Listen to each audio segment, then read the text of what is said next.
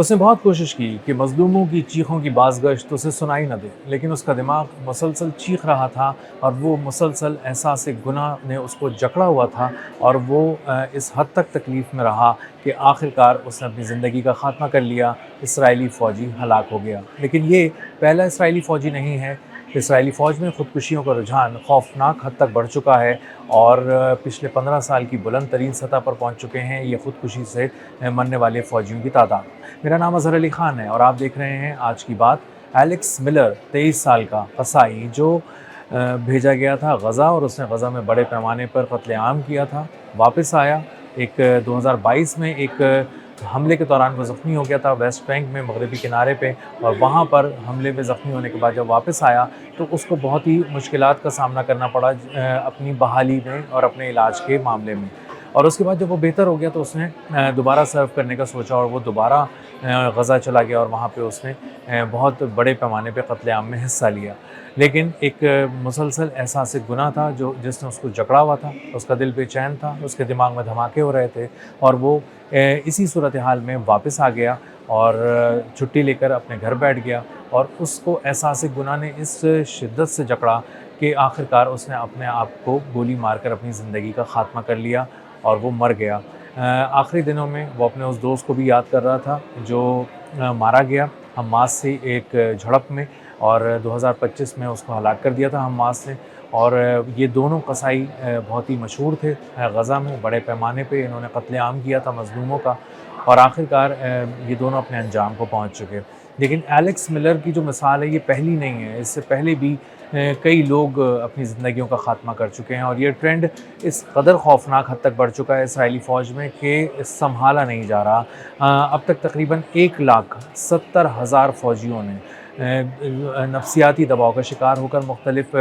मुआलिजीन से रुजू किया और कहा कि हमें बताएं कि हम किस तरह हमें किसी थेरेपी से गुजारें, हमें नींद नहीं आती, हमें उन मज़लूमों के चेहरे सामने आते हैं जिनका हमने कत्लेआम किया। उस वक्त हम समझ रहे थे कि हमने बहुत अच्छा काम किया, इसराइल की बहुत खिदमत की, लेकिन अब वो बच्चे हमें याद आ रहे हैं। वो औरतें जो आखिर वक्त तक हमें दुहाई दे रही थी कि हमें क्यों मार रहे हो, हमारी ज़िंदगी का ख़ात्मा क्यों कर रहे हो, हमने तुम्हारा कुछ नहीं बिगाड़ा। हमने उनको गोलियां मारी, उनके सरों में गोलियां मारी, उनको ज़ख्मी करके छोड़ दिया इस हद तक कि हमें पता था कि हम उनको अस्पताल जाने की इजाज़त नहीं देंगे और वो तड़प तड़प कर खून बह जाने से मर जाएंगे। इस तरह की दर्दनाक मौतें जब हमने देने की कोशिश की, जब हमने ये सारे गुनाह किए, तो उसके बाद हमारे दिल को कुछ इत्मीनान मिलता था। लेकिन बाद में हमारी ज़िंदगी अजीरन हो गई,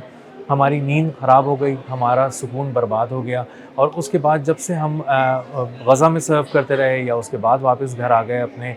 तेल अवीव में या किसी और शहर के अंदर इसराइल के, हमें एहसास गुनाह मुसलसल जकड़े रहा। और इसी तरह का एक और केस भी आया जो बैत याम उसका इलाका है इसराइल का, वहाँ पर एक शेल्टर में अपने आप को गोली मार ली एक इसराइली फ़ौजी ने, इसलिए कि वो अपने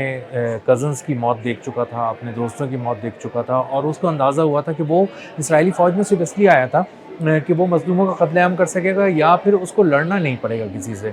उसको यकीन दिलाया गया था कि तुम्हारा मुकाबला किसी से भी नहीं होना, क्योंकि कोई हमसे लड़ने यहाँ तो नहीं आएगा और हम जिससे लड़ने जाएंगे उसको हम कमज़ोर ही समझ रहे होंगे, इसीलिए हम तुम्हें वहाँ भेजेंगे। तो उसको अंदाज़ा था कि मुझे मज़लूमों से लड़ना पड़ेगा, कमज़ोरों से लड़ना पड़ेगा। लेकिन जब ईरान ने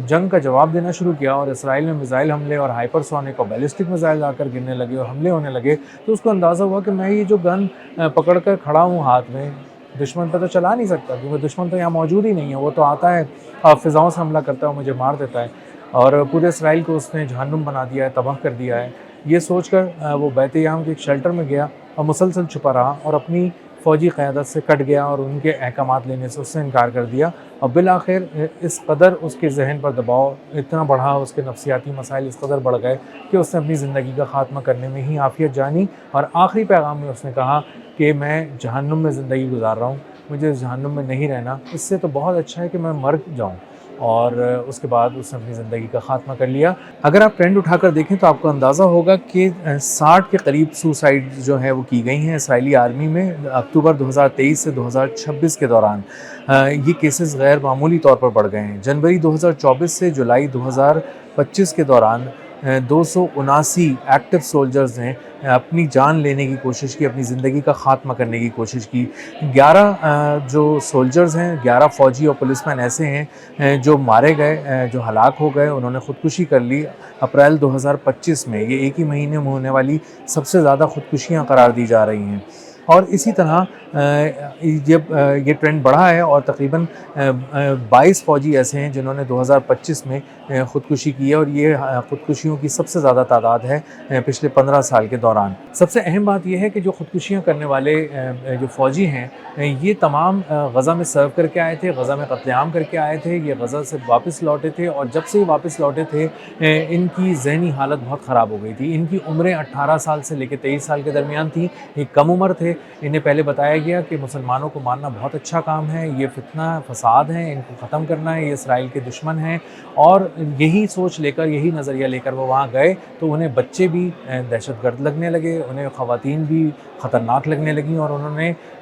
گاجر مولی کی طرح مسلمانوں کو ایک منظم منصوبے کے تحت کاٹنا شروع کر دیا، اور ان کے دل سے رحم بالکل رخصت ہو گیا۔ اور اس کے بعد جب وہ واپس لوٹے تو انہیں اندازہ ہوا کہ وہ بچے خطرہ نہیں تھے، وہ خواتین فتنہ نہیں تھیں، مسلمان جو تھے کسی طرح کا بھی خطرہ اسرائیل کے لیے نہیں تھے، وہ تو مظلوم تھے، وہ تو بے گناہ تھے، وہ تو نہتے تھے، اور ہم نے انہیں یک طرفہ طور پہ گاجر مولی کی طرح کاٹ کر رکھ دیا، اور ہم نے ان پہ ظلم کیا اور مسلسل ظلم کیا۔ اور یہ ایک ایسی خلش تھی جو بعد میں روگ بن گئی اور وحشت بن گئی دل کا، اور مسلسل وہ اس احساس گناہ کا شکار ہو گئے، اور اس حد تک شکار ہو گئے کہ انہوں نے اپنی زندگیوں کا خاتمہ کر لیا، یا وہ اس حد تک نفسیاتی مسائل سے دوچار ہو گئے کہ انہوں نے اپنی فوج سے جان چھڑا لی، اور انہیں پتہ چل گیا کہ یہ قصابوں کا ایک گروہ ہے جو اسرائیلی آرمی جس کا نام رکھ دیا گیا ہے، اور یہ جاتے ہیں پہلے مظلوموں کو تلاش کرتے ہیں، مظلوم ملک کو تلاش کرتے ہیں، اور پھر ان جگہوں پہ جا کے قتل عام کرتے ہیں، منظم نسل کشی کرتے ہیں، عمارتوں کو تباہ کر دیتے ہیں، معیشت کو گرا دیتے ہیں، اور انسانوں کو مار ڈالتے ہیں، اور یہ کسی طرح بھی انسانیت کی خدمت نہیں ہے، اسرائیل کی خدمت نہیں ہے۔ اور جب ان کو یہ بات سمجھ میں آئی تو اس میں سے بیشتر جو فوجی ہیں انہوں نے خودکشی کر لی، یا پھر وہ نفسیاتی مسائل کا شکار ہو گئے۔ اور یہ ٹرینڈ جب تیزی سے بڑھنے لگا تو ایک اور خطرناک بات سامنے یہ آئی کہ نوجوانوں نے اسرائیلی فوج کا حصہ بننے سے انکار کر دیا، اس حد تک کہ ان کی آرمی کو کولیپس کرنے کے نام سے کا لفظ استعمال کرنا پڑا اس کے آرمی چیف کی طرف سے۔ اس نے کہا کہ یہ اسرائیلی آرمی اس حد تک کمزور ہو چکی ہے کہ اب وہ ٹوٹ رہی ہے، کولیپس ہو رہی ہے، اور وہ یہ بات بتا رہا ہے ارکان پارلیمنٹ کو بھی، لوگوں کو بھی، کہ ہم کہاں سے فوجی لائیں۔ نوجوان تو ملک سے باہر جانے کو ترجیح دے رہے ہیں، وہ کوشش کر رہے ہیں کہ کسی طرح ملک سے جان چھوٹے، بھاگیں، وہ سائبرس بھاگنا شروع ہو گئے ہیں، اور وہ انکار کر رہے ہیں، یا وہ کتاب لے کے بیٹھ جاتے ہیں، مذہبی کتاب تورات لے کے بیٹھ جاتے ہیں اور اس کو پڑھنے لگتے ہیں، اور کہتے ہیں کہ ہم فوج میں اس لیے بھرتی نہیں ہو سکتے کہ ہم اپنے مذہب کی خدمت کرنا چاہتے ہیں، اسی لیے ہم تورات پڑھنا چاہ رہے ہیں۔ تو تورات کو ڈھال بنا رہے ہیں اور فوج سے بھاگ رہے ہیں یا صاف انکار کر رہے ہیں۔ اور اب حالات یہ ہیں کہ خواتین کو بڑی تعداد میں